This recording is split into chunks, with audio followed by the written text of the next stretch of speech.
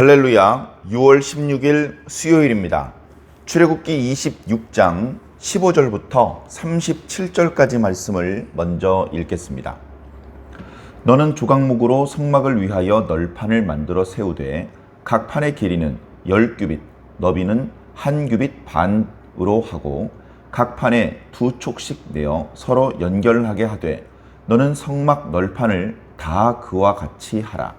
너는 성막을 위하여 널판을 만들되 남쪽을 위하여 널판 20개를 만들고 20널판 아래에 은받침 40개를 만들지니 이쪽 널판 아래에도 그 2촉을 위하여 2 받침을 만들고 저쪽 널판 아래에도 그 2촉을 위하여 2 받침을 만들지며 성막 다른 쪽 곧 그 북쪽을 위하여도 널판 20개로 하고 은받침 40개를 이쪽 널판 아래에도 2 받침, 저쪽 널판 아래에도 2 받침으로 하며 성막 뒤 곧 그 서쪽을 위하여는 널판 6개를 만들고 성막 뒤 2 모퉁이 쪽을 위하여는 널판 2개를 만들되 아래에서부터 위까지 각기 2겹 두께로 하여 윗고리에 이르게 하고 2 모퉁이 쪽을 다 그리하며 그 8널판 아래에는 은받침이 16이니 이쪽 판 아래에도 2 받침이요 저쪽 판 아래에도 2 받침이니라. 너는 조각목으로 띠를 만들지니 성막 이쪽 널판을 위하여 5개요 성막 저쪽 널판을 위하여 5개요 성막 뒤 곧 서쪽 널판을 위하여 5개이며 널판 가운데에 있는 중간 띠는 이 끝에서 저 끝에 미치게 하고 그 널판들을 금으로 싸고 그 널판들의 띠를 꿰 금고리를 만들고 그 띠를 금으로 싸라.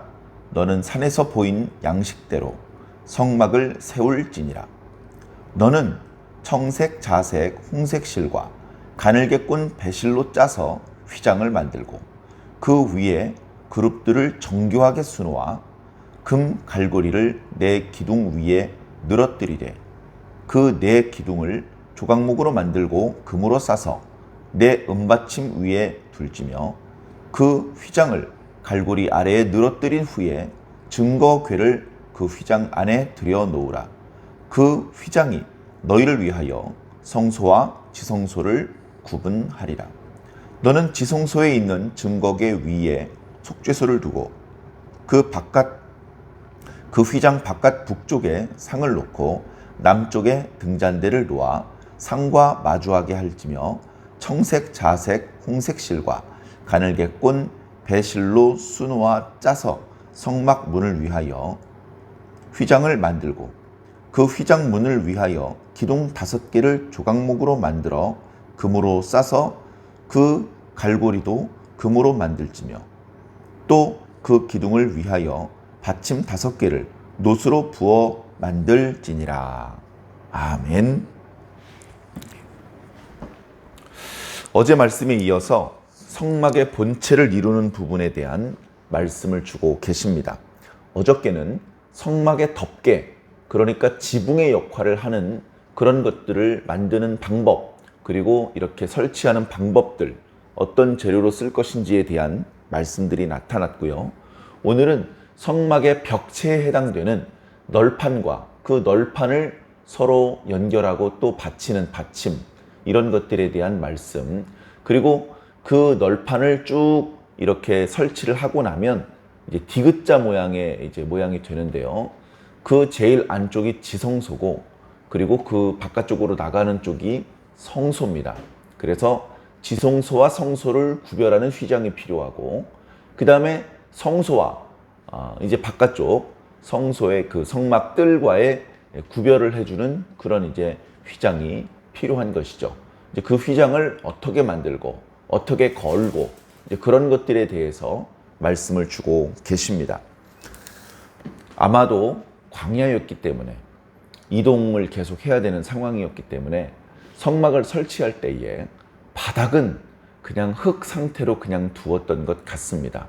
그리고 어떤 곳은 거의 모래로 되어 있는 그런 이제 모래 광야인 경우도 있었기 때문에 뾰족한 그런 기둥이나 아니면 널판이 땅속으로 이렇게 함몰되지 않기 위해서 받침을 꼭 하도록 땅속으로 이렇게 기둥이나 널판이 이렇게 함몰되어서 박히지 않도록 그렇게 이제 마치 신발을 신기는 것처럼 그렇게 받침을 만들도록 해주시는 말씀이 인상적인 이제 그런 부분입니다. 이제 부분적으로 한번 살펴보도록 하겠습니다. 널판을 통해서 이 벽체를 구성하도록 하셨는데요.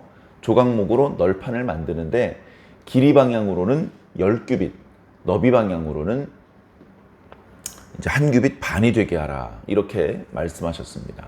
우리가 알고 있는 그런 이제 길이의 단위로 환산하여 설명을 드린다면 보통 1규빗이 성인 남자의 가운데 손가락 끝에서부터 팔꿈치까지의 길입니다.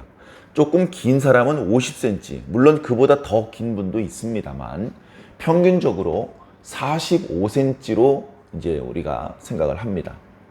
이제 여인, 어린이 그 사람들이 가지고 있는 팔꿈치에서 가운데 손가락 끝까지의 길이가 다 제각각 다르지 않습니까?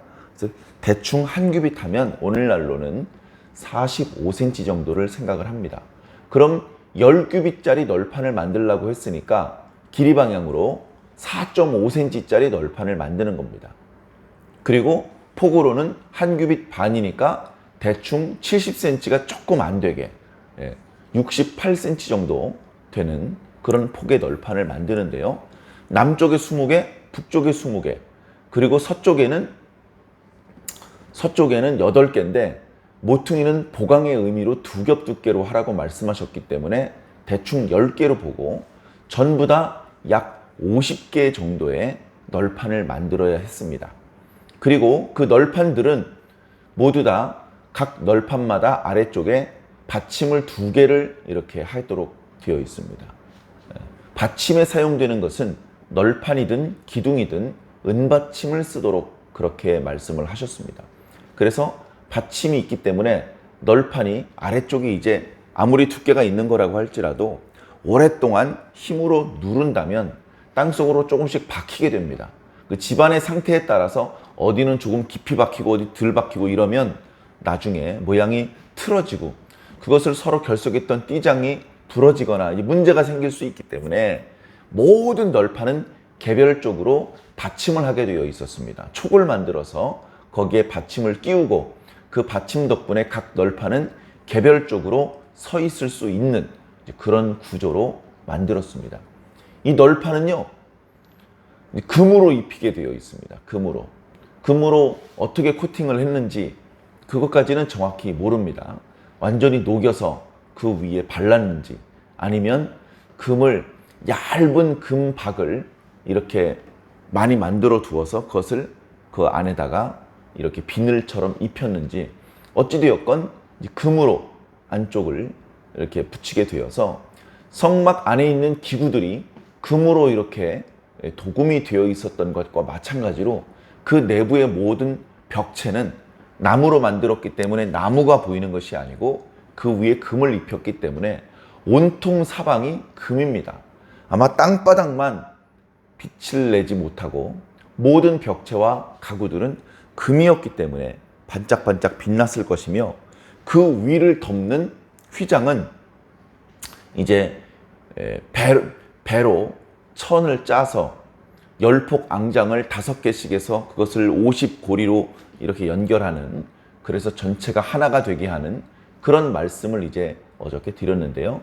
그렇게 배로 그리고 청색, 자색, 홍색 실로 그룹들을 정교하게 수놓은 그런 것들로 이제 덮개를 씌우고 그 위에는 염소털로 덮개를 씌우고 그 위에는 붉은색으로 물들인 수양의 가죽으로 그 위에는 해달의 가죽으로 해서 그 덮개, 지붕을 씌우는 말씀을 드렸고요. 그리고 이제 뒤에 나옵니다만 지성소와 성소를 구별하기 위한 휘장, 그리고 성소와 성막들을 구별하기 위한 휘장을 이제 역시 가늘게 꼰 배실로 짠 그 배 천 위에 역시 청색, 자색, 홍색 실로 그룹들을 정교하게 수놓아서, 그러니까 실내에서 보면 위에 지붕과 천장과 그리고 각 실을 나누는 휘장들은 모두 배로 만든 그런 천에 청색, 자색, 홍색 실로 그룹들이 수놓아져 있는 그런 형태를 하고 있었고, 또 그 나머지 벽체는 널판인데 조각목이 보이는 것이 아니라 금을 입혀서 빛나는 금으로 된 이제 벽을 형성하고 있었습니다. 그래, 남쪽에 20널판, 북쪽에 20널판, 각각 폭이 1규빗 반이었기 때문에 남쪽으로는 30규빗, 북쪽으로도 30규빗, 그리고 서쪽은 이제 동쪽에 출입구가 있었기 때문에 서쪽이 이제 출입구 맞은편, 뒤편인데요. 이쪽은 이제 10규빗입니다. 나중에 지성소가 가로 세로가 10규빗, 성소는 가로 세로가 10규빗과 20규빗으로 되어 있죠. 높이는 아마 높이는 10규빗이었을 겁니다. 높이도. 그래서 지성소의 경우는 가로 세로 높이가 모두 10규빗입니다. 그렇게 이제 만들었고요. 그 서쪽의 경우는 널판 6개를 하는데 널판 6개로는 10규빗이 안 되죠. 널판 8개로는 10규빗을 살짝 넘깁니다. 그래서 약간 넘는 부분이 있더라도 8널판으로 하기로 했고, 그리고 거기에 모퉁이 부분은 보강을 위해서 두 겹으로 만들어서 아래부터 위에까지 고리로 완전히 결합이 되어서 마치 하나의 널판인 것처럼 그렇게 제조를 하게 되었습니다. 널판을 세우고 은받침을 그 각각의 널판 아래 채웠지만 이제 그 널판들이 이제 일렬로 선이 쫙 맞아야 되고요. 그 중에 하나가 넘어진다거나 흔들리거나 이렇게 어긋나서는 안 되기 때문에 널판을 모두 세운 다음에는 띠장을 둘러야만 했습니다. 물론 그 띠장도 조각목으로 만들고 금으로 씌웠습니다. 그래서 띠장이 남쪽에 또 북쪽에 서쪽에 널판을 세운 모든 것들을 각각의 널판들을 한 덩어리로 이제 고정을 하는 것이죠. 그래서 그걸 고정을 할 수 있는 또 금고리를 만들도록 말씀을 하셔서 전체가 이제 한 덩어리로 고정이 됩니다. 이 널판의 역할은요, 서 있는 겁니다. 널판이 서 있어야 이게 벽체의 역할을 하면서 동시에 기둥의 역할을 하고 있거든요.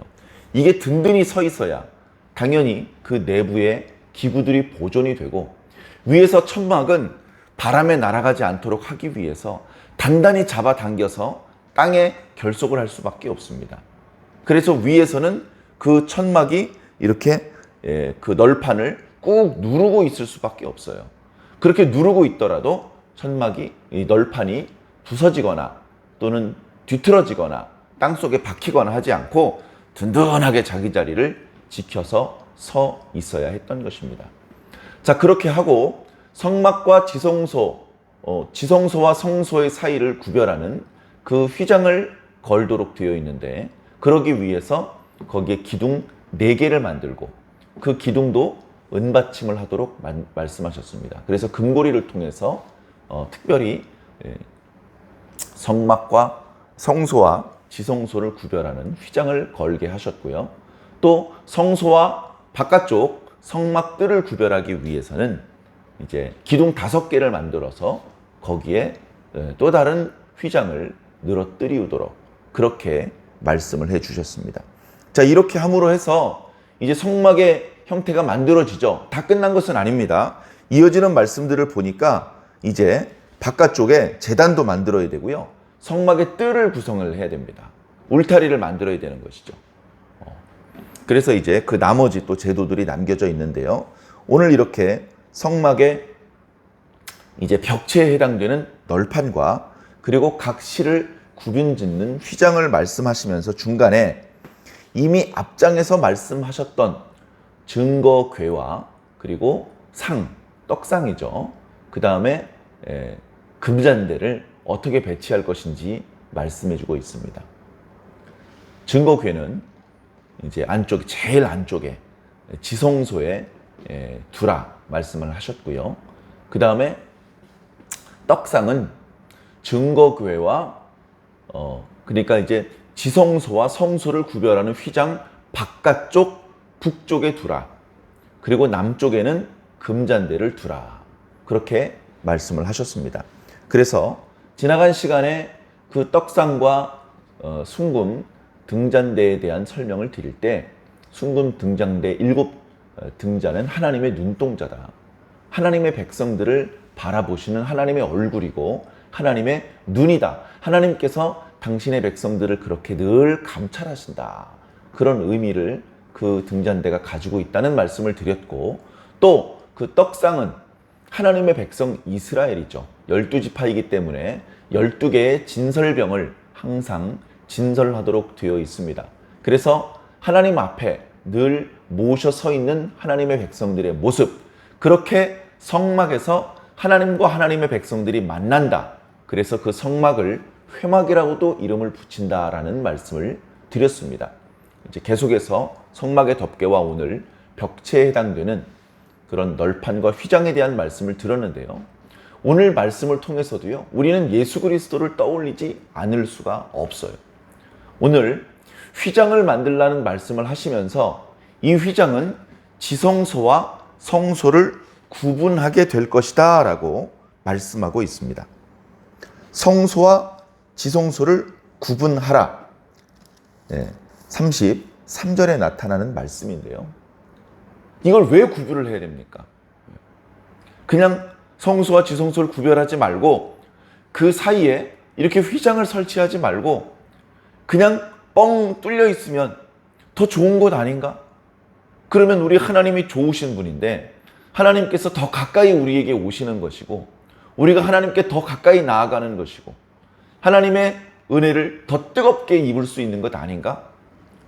그러나 하나님께서는 웬일인지 성소와 지성소를 구별하라, 구분하라 라고 말씀을 하고 있습니다. 이것은 하나님께서 편안하게 쉴 수 있는 사적인 공간이 필요해서 이렇게 말씀하신 것이 아닙니다.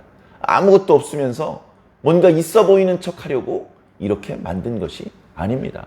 이 휘장도 바로 우리를 위해서 만들라고 하신 것입니다. 휘장한 지성소에는 하나님의 영광이 임재하여 있는 장소입니다. 거기서 하나님께서 말씀하시고 거기서 기도를 들어주시고 거기서 은혜를 베풀어 주시고 죄를 용서해 주시고 복을 빌어 주시는 것인데, 그런데 그 하나님은 전능하실 뿐 아니라 거룩하신 분입니다. 그 전능하시며 거룩하신 하나님을 죄인이 직접 바라보면 죽게 됩니다. 하나님께서 까탈스러워서가 그런 것이 아닙니다. 아무리 태양이 좋아도 태양 가까이 가면 불탈 수밖에 없는 것입니다. 죄인은 하나님을 가까이 할 수가 없습니다. 그래서 우리 죄인들이 어리석게 화를 입지 않게 하시기 위해서 휘장을 겹겹이 가리게 하신 것입니다. 그렇게 해야 우리가 살 수 있고 그렇게 해야 우리가 하나님 가까이 갈 수 있는 것입니다. 그래서 이 휘장은 성소와 지성소를 구별하는 휘장이기도 하지만 죄인과 거룩하신 하나님을 구별하는 휘장이기도 한 것입니다. 죄인들은 여기까지만 들어올 수 있어. 이 이상은 들어올 수 없어. 그렇게 말씀하시는 것이죠. 물론 하나님께서 이미 주신 규례들을 통해서 제사장이 물두멍에서 물로 몸을 씻었을 경우에는 성소 안으로 들어갈 수 있음을 말씀해 주셨습니다. 그래서 제사장은 사실은 날마다 그렇게 물두멍에서 자기 몸을 씻고 성소 안에 들어가서 금잔대에 기름을 보충해 주어야 했습니다. 안식일에는 진설병에 떡을 새로운 떡으로 이렇게 올려드려야 했습니다. 그리고 해마다 7월 10일이 되면 대속죄일이 되면 미리 자신의 죄를 속죄한 대제사장이 모든 백성들을 속죄하기 위한 속죄의 제사를 드리며 그 희생 제물을 잡을 때 받아두었던 피를 지성소까지 가지고 들어가서 거기 언약궤 위에 바르고 그 아래 뿌리고 그 앞에 엎드려 백성들의 죄를 용서해 주시기를 기도하는 그 의식을 위해서 1년에 한 번은 지성소에 들어올 수 있도록 그렇게 말씀을 해주시기도 하셨습니다. 그런 특별한 상황, 제사장이어야 되고 제사장이라 할지라도 물두멍에서 몸을 물로 씻어야 되고 그리고 대제사장이라 할지라도 자신의 죄를 속죄하기 위한 제사를 먼저 드린 이후에 온 백성들의 속죄를 위하는 그 이유 때문에 딱 한 번 지성소에 들어갈 수 있는 것이었습니다. 그 나머지 경우에 제사장도 아니면서 물두멍에서 몸을 씻지도 않았으면서 대속죄일도 아닌데 성소에 또는 지성소에 함부로 들어간다면 그리고 하나님께서 거룩하다고 말씀하셨던 그 기구들을 함부로 만진다면 그것은 하나님께서 기뻐하시는 것이 아니었습니다. 이 성막을 광야에서 이동시킬 때에도 다른 기구들은 레위 사람들이 맬 수 있었습니다. 특별히 기구들은 고앗 자손들이 매게 되어 있었죠. 그러나 증거궤만큼은 고앗 자손들에게 맡기지 않고 제사장들이 직접 어깨에 매도록 그렇게 말씀을 하셨습니다. 더 거룩한 것이기 때문에 더 거룩하게 구별된 레위 지파가 그 중에서도 더 거룩하게 구별된 제사장들이 더 거룩한 성막의 기구들을 그리고 증거궤를 운반하는 사명을 맡게 된 것이죠. 이렇게 영원히 하나님과 죄인들 사이에는 더 이상 간격을 좁히기 어려운 그 간격이 벌어져 있는 것 같고 도저히 그것을 제치고 들어갈 수 없는 두툼한 휘장이 그 사이를 가로막고 있는 것 같습니다. 그러나 이 휘장이 아래로부터 위까지 찢어져서 둘로 갈라졌고 다시는 죄인들과 하나님 사이를 가로막지 못하게 그 휘장을 박살내신 분이 계시니 그분은 바로 예수 그리스도이십니다. 아니 예수 그리스도께서 언제 그런 일을 하셨대? 예수 그리스도께서는 휘장이 찢어지던 날 십자가에 달려 계셨을 뿐입니다.